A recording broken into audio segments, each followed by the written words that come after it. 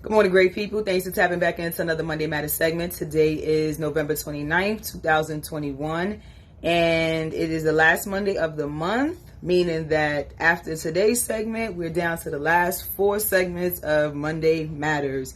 So I hope you guys are tapping in, checking in, getting what you need, taking in what you need to apply to your life, and receiving the support that you desire. So what are we talking about today? All right, I'm going to do my best, like, Usher rendition. Rejection.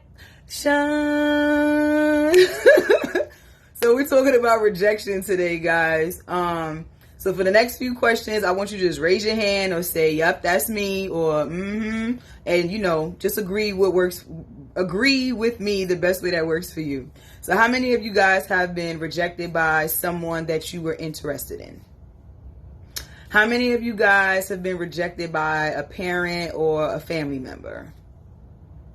How many of you guys have been rejected by a job opportunity or a promotion? How many of you guys have been rejected by school?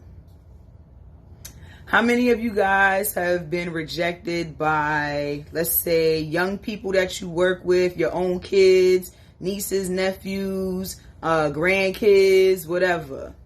How many of you guys have just felt like you've been rejected by life? See, rejection is the dismissal or refusal of a proposal, or the dismissal or refusal of someone's affection. And no matter what situation that you've been in or what traumatic experience you have been exposed to, some way, somehow you left there feeling rejected. You left there feeling like you weren't wanted, like you weren't good enough, right? And so with those traumatic experiences, rejection can have us completely fearing rejection. It makes you not want to take risk in life because you're fearful that you will be rejected. And with that, we're allowing fear to control us, right? And in that way, you don't move nowhere in the world or in your life. You start to feel sadness, depression, anxiety, anger. You start to trust people less and less. You might experience high volumes of abandonment issues.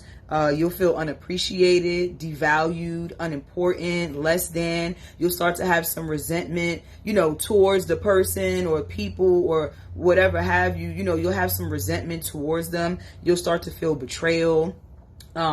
People put up walls. I know I've put up walls in many different situations because I felt rejected. Some people constantly look for approval in other people, and rejection also changes like how we treat people. So I know we've all heard the saying, hurt people. And it's like when you're driving a car and you come to a stop sign, but with people who have experienced rejection, you stay at that stop sign. You stay right there in the mix of all that pain because that's what you're familiar with, and in turn, that stop sign turns to a complete halt in your life and you don't really know how to move forward. You can have the same exact situation that 4 people experience, right? One person will turn to alcohol. The other person will turn to hard drugs. One person will work their ass off, like to exhaustion. And then you have someone who knows how to forgive and move on with their lives. Why is it so hard for us to get to that stop sign and not move forward from that stop sign? I think it's a matter of us not understanding and learning how to heal ourselves. It's a matter of us not understanding what forgiveness is. It's a matter of us, not trusting ourselves to believe that we are more than what that person or those people did to us to make us feel rejected. Dang, I lost my thought.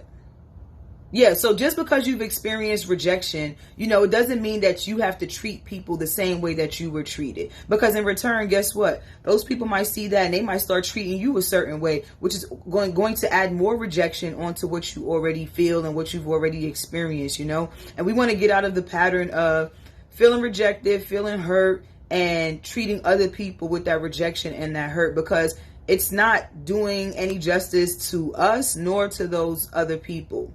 So how do we deal with rejection? first we have to understand it. Now, sometimes in the midst of things and in the moment of things, you're not going to understand why you're being rejected. You're not going to receive understanding from the person that's rejecting you, right? Maybe a job will respond to you and let you know why you're being rejected. But people who have abandoned you or left your life for whatever reason, they're not always going to turn around and give you a reason for why they rejected you, you know? So you have to give it your own understanding. Maybe that person wasn't ready. Maybe that person, didn't see fit to be in a situation with you. Maybe that person just didn't care, you know? And you have to understand that. Practice self-care, practice your self-affirmations, process your emotions, validate your emotions. Don't let no one tell you that you shouldn't feel or you can't feel like that. No, you validate your emotions and you process those emotions, okay? Because that's what's going to help you to push through. Spend time with people who actually genuinely, like, wholeheartedly care about you. Spend some time with them, go out, have a good time, talk, drink, laugh, cry, just have that moment that's going to allow you to be vulnerable and be free in that space. Identify what's really making you scared of rejection. Okay. I know that kind of sounds like, well, how do I know? Listen, you have to dig deep and you got to take off layers and layers and layers of your life to understand why things are happening, or why you're fearful of rejection. Okay. Because some people don't know. You could do like Monica and don't take it personal. Okay. You have to learn sometimes to let things go in one ear and out the other. You need to let things come in and flow right out of you, because some things are really just not for us. Sometimes rejection happens because we're being taught how to treat other people. Because we don't like the way it feels, it's teaching us how we should treat other people, or it's building that resilience and that strength and that power within us to relate to other people. Okay. Sometimes you're going to have to cut people off. That's just it. You're going to have to cut people off. No matter how hard it hurts, you need to cut people off, because the longer you stay around those people, it's going to hurt you even more. And if you're trying to remove yourself from that pain, you're going to have to learn how to cut people off. Be open to rejection. I think a lot of the times we go into things without already knowing, or we go into things thinking that it's going to just go the way that we anticipate. No, be open to rejection. That way, if it occurs, it'll be one of those things where it comes in one ear and it goes right out the other. Okay. And the last thing I would say is to remind yourself of your worth.